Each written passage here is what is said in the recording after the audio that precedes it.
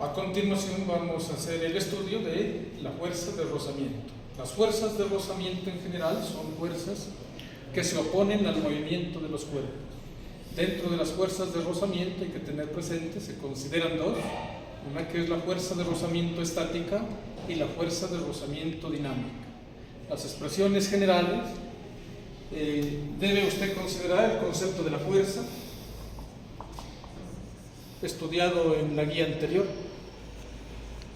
segunda ley de Newton, y en este caso aplicado a las fuerzas de fricción o fuerzas de rozamiento. Para la fuerza de rozamiento estática, consideramos que es equivalente al coeficiente estático de rozamiento multiplicado por la normal. Fuerza de rozamiento estática. Y la fuerza de rozamiento dinámica, que será equivalente al coeficiente dinámico de rozamiento multiplicado por la normal. Los dos casos que se consideran. En la guía experimentalmente solo consideraremos la fuerza de rozamiento estática, que es lo que nos compete en esta práctica. Entonces, hacemos alusión a la expresión fuerza de rozamiento estática igual al coeficiente estático de rozamiento multiplicado por la fuerza normal.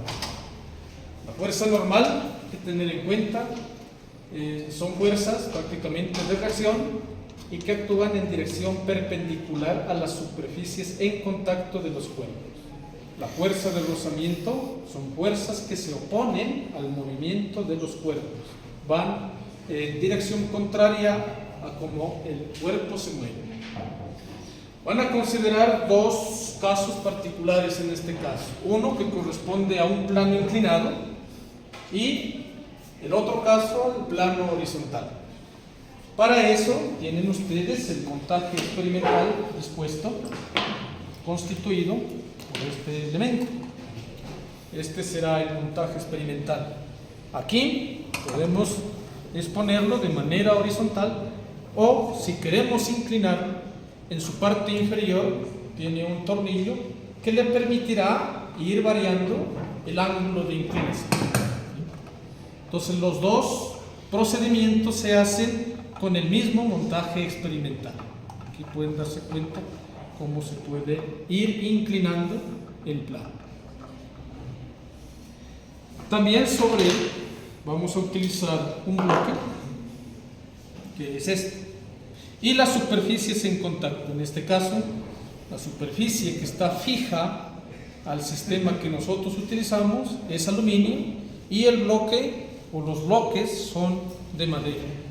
Entonces la idea es determinar el coeficiente de fricción entre la madera y el aluminio. Cuando se realice el primer procedimiento del plano inclinado, puede darse cuenta que el bloque tiene una cuerda. Entonces, para la primera parte, esta cuerda debe enrollarse y colocarse sobre uno de los orificios de los tres que tiene este bloque. Aquí en esto se colocarán masas adicionales, como el procedimiento experimental lo indica en la guía. Entonces, una vez hecho el análisis dinámico, aquí se debe considerar la descomposición, en este caso, de la fuerza, que es el peso. Aquí van a considerar la fuerza normal y la fuerza de fricción, en este caso, que estaría en sentido opuesto. Asumimos que el bloque, en este caso, se deslizaría sobre la superficie en esta dirección, con velocidad aproximadamente constante. Si la velocidad es constante, entonces la aceleración sería cero. Hecho el análisis dinámico, se llega a una expresión matemática de esta manera. Y 3. Considere entonces que la fuerza de rozamiento estática es menor o igual al coeficiente estático multiplicado por la normal. Vamos a considerar el caso límite en el cual el sistema que se encuentra en reposo sale de ese estado y tendríamos el valor máximo de la fuerza de fricción.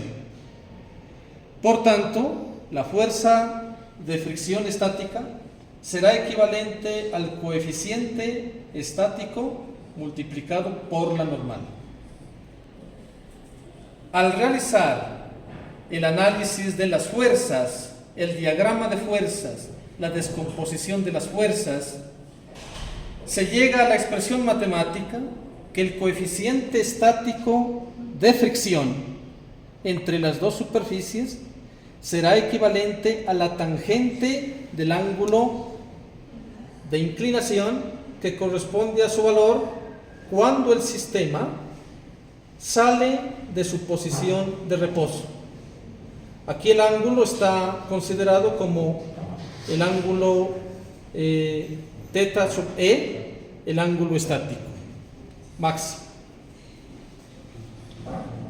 Ahora bien, en la tabla de datos experimentales, para la primera parte y en el procedimiento experimental, este proceso lo va a realizar haciendo ciertos ensayos sobre el montaje experimental.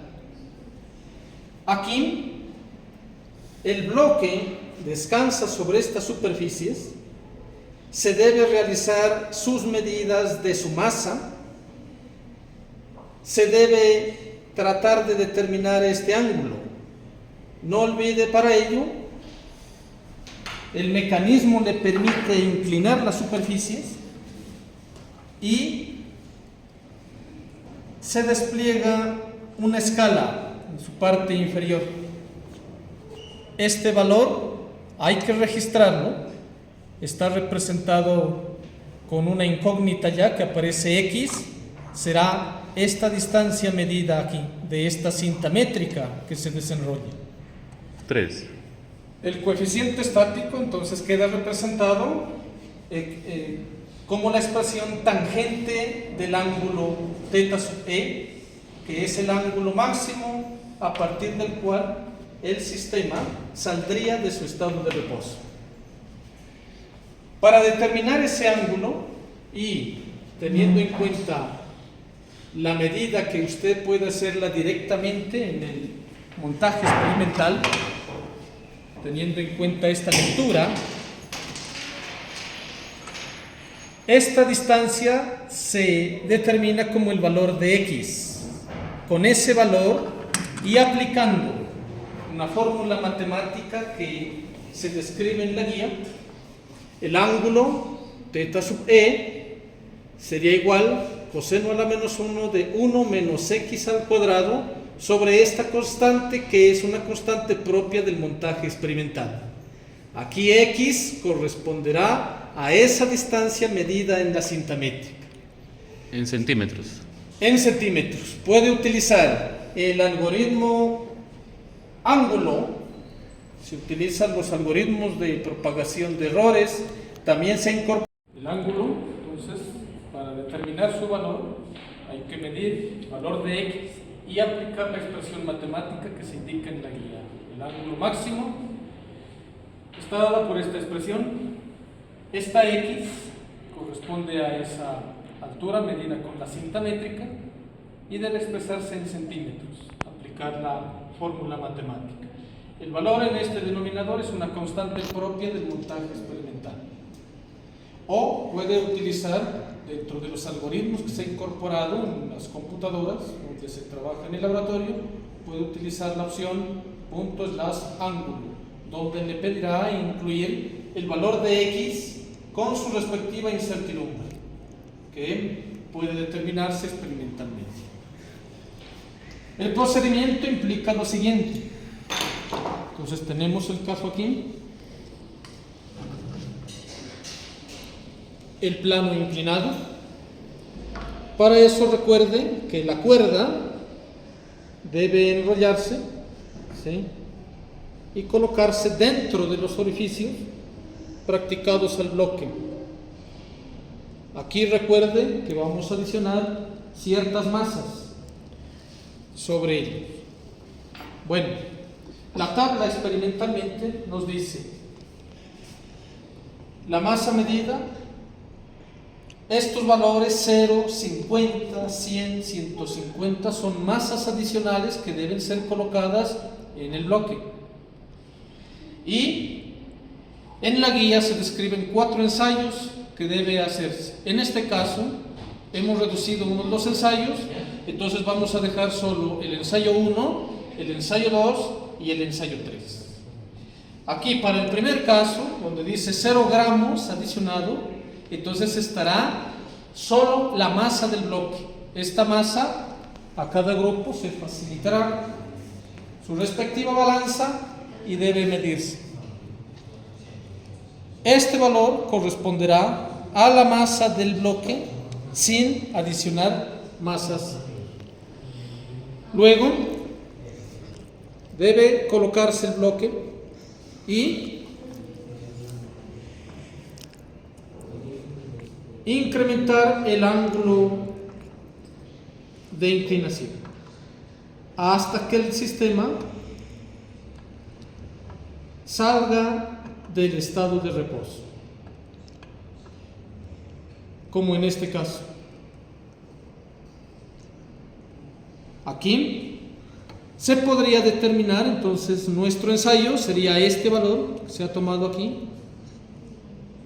Este sería nuestro primer ensayo y podríamos registrar esta altura que corresponde al valor de X, con el cual va a determinar el ángulo de inclinación.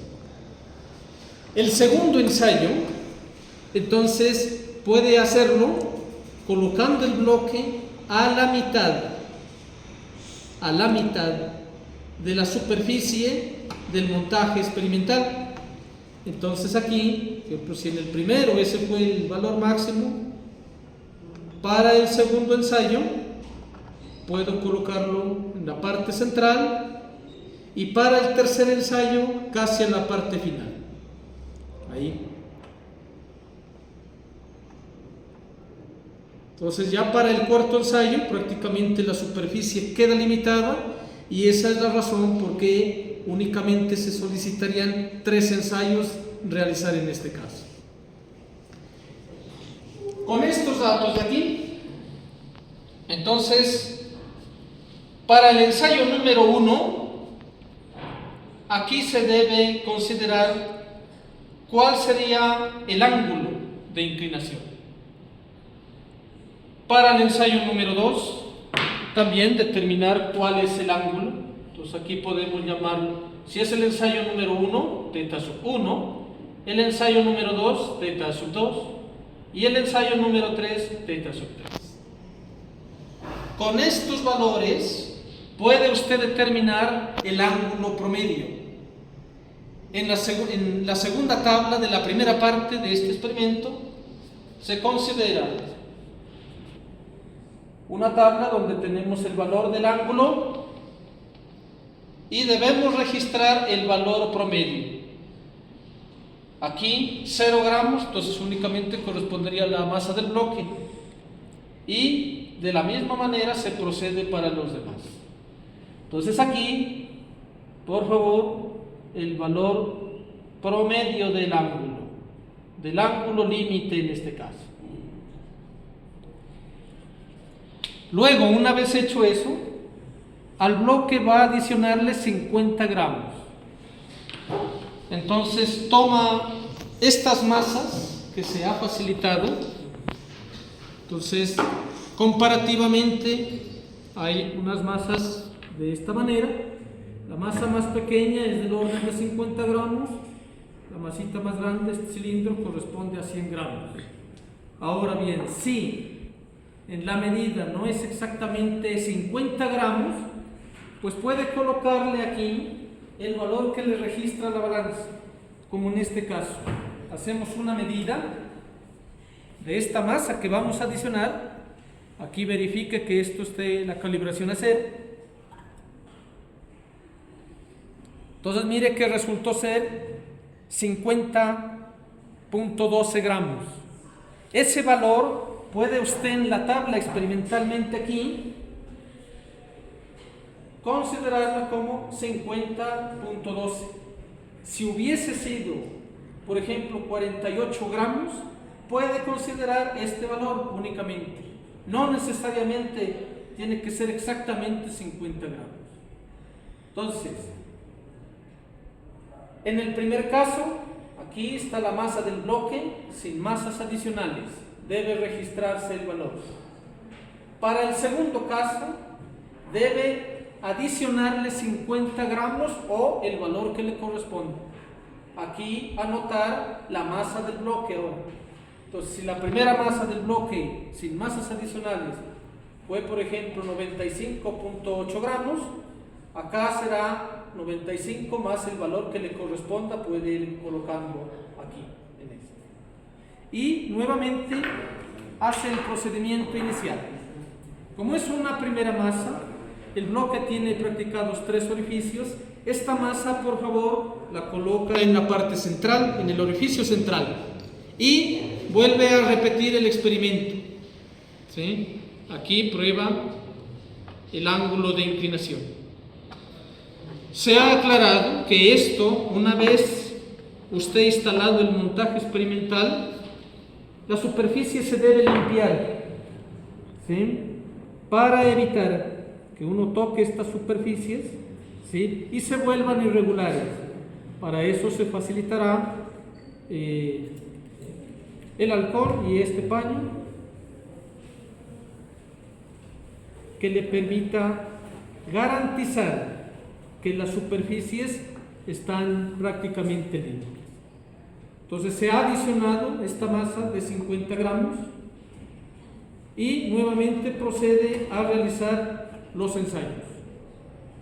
El primer ensayo en la parte extrema, el segundo ensayo en la parte media y el tercer ensayo. Nuevamente debe determinar el ángulo aquí. Entonces, teta sub 1, teta sub 2, teta sub 3. De estos habrá que determinar el ángulo promedio para una masa adicional de 50 gramos o el valor que le corresponde. Este valor promedio debe registrarse acá. Teta sub 2 promedio, teta sub 1 promedio. Ahora adicionamos. A continuación, entonces, vamos a adicionarle 100 gramos. Para eso puede utilizar 2 masas pequeñas o una masa de estas grandes. Si utiliza solo una, esta irá al orificio central. Si utiliza las dos, una puede colocarla en uno de los orificios extremos y la otra en el otro. La carga de tal manera que la carga quede distribuida uniformemente. Ahora, nuevamente procede, como en los casos anteriores, a hacer los respectivos ensayos sobre el plano inclinado. Aquí hace el cambio del ángulo de inclinación. Primer ensayo, segundo ensayo en la parte central de la superficie y tercer ensayo. Posible que para el primer ensayo los ángulos sean levemente diferentes. Si yo lo coloco en la parte central, puede ser que necesite disminuir aquí el ángulo. Esos son los ensayos a que corresponde. Entonces ha adicionado 100 gramos. También, como en el caso anterior, si la medida de la masa, en este caso yo coloco las dos, entonces puede registrar aquí el valor. No fue exactamente 100, nos da 98.71 gramos. Entonces, aquí puede usted colocar 98.72 gramos, no necesariamente los 100 de manera exacta. Una vez realizados los ensayos, nuevamente aquí usted tendrá los valores de los ángulos, teta sub 1, teta sub 2, teta sub 3, uno para cada ensayo. Y de aquí encontrar nuevamente el ángulo promedio. para este caso, la masa adicional de 98.70. Este ángulo de acá lo saca aparte y lo registra acá, delta sub 3 promedio. Y finalmente, para este proceso se le pide adicionar 150 gramos. Entonces, puede utilizar usted las masas de 50 gramos, ¿sí? 3 masas de 50 gramos, ¿sí? Y colocarlas de manera uniforme aquí, distribuidas, 150 gramos. También puede colocar allí, no necesariamente nos dará exacto 150, tenemos en este caso 149.15 gramos. Esta masa, la masa que se adiciona a la masa del bloque. Ahí recuerde que puede hacer la medida también con el bloque. Y procede nuevamente a hacer los respectivos ensayos. 3 ensayos, ¿sí? A variar el ángulo de inclinación. Ahí. En la parte central, el segundo ensayo, cuenta que aquí es menor, y el tercer ensayo. Ese es el procedimiento para la primera parte, el plano inclinado. Encuentra los respectivos valores de los ángulos. Entonces, hechos los ensayos,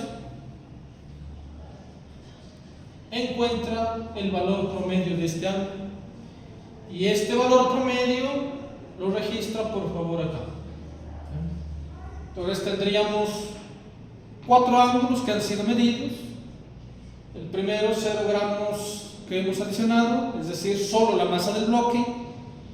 Luego le hemos adicionado 50 gramos o el valor que le corresponda, 100 gramos y 150 gramos. Finalmente, con estos datos y utilizando la calculadora o su celular, la calculadora científica, extrae la tangente de esos ángulos.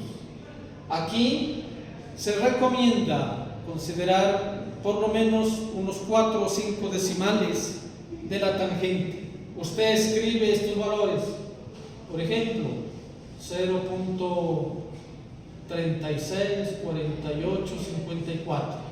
Puede utilizar varias cifras decimales. No se restrinja a 1 a 2. Con estos valores y utilizando el algoritmo Gauss, puede extraer el valor promedio de esta tangente, que corresponderá al coeficiente estático de rozamiento según la expresión matemática. Coeficiente estático igual a la tangente del ángulo. Entonces aplica Gauss y Gauss le dará el valor medio, se denomina el mesurando, con su respectivo error. Entonces aquí he de extraer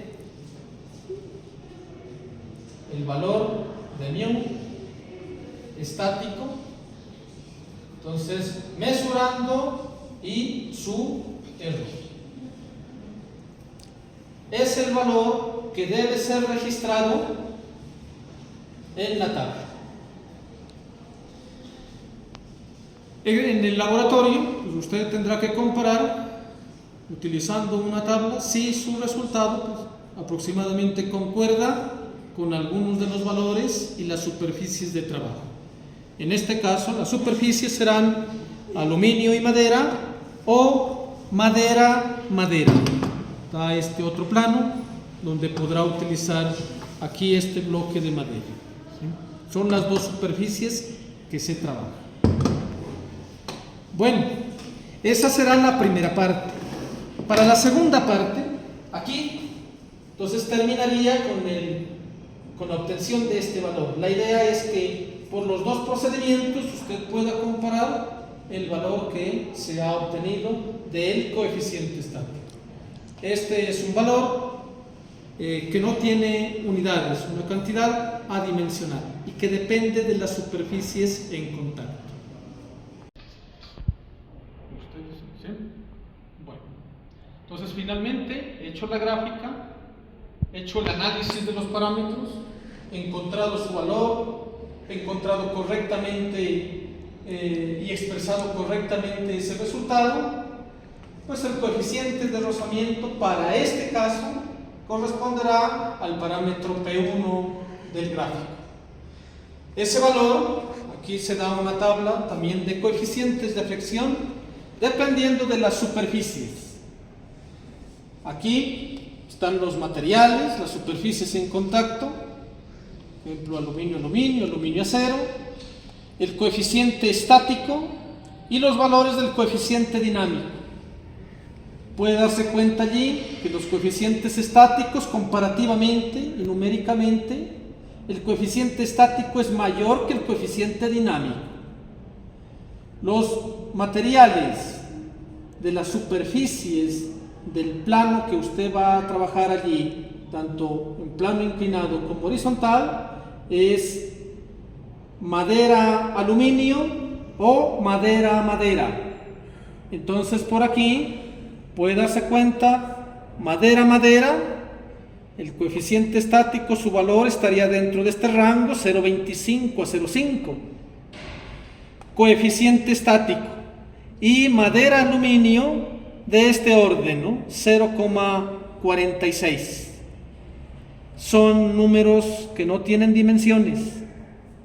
Y aproximadamente, pues con esta tabla se puede comparar qué tan acertados han sido sus resultados con los que se reportan en la literatura, o comparativamente puede hacer usted aquí el análisis considerando el procedimiento en el plano inclinado, su coeficiente que fue determinado en función de la tangente del ángulo, y el procedimiento número 2 con el plano horizontal.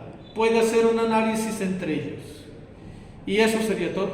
Los mejores éxitos en la práctica.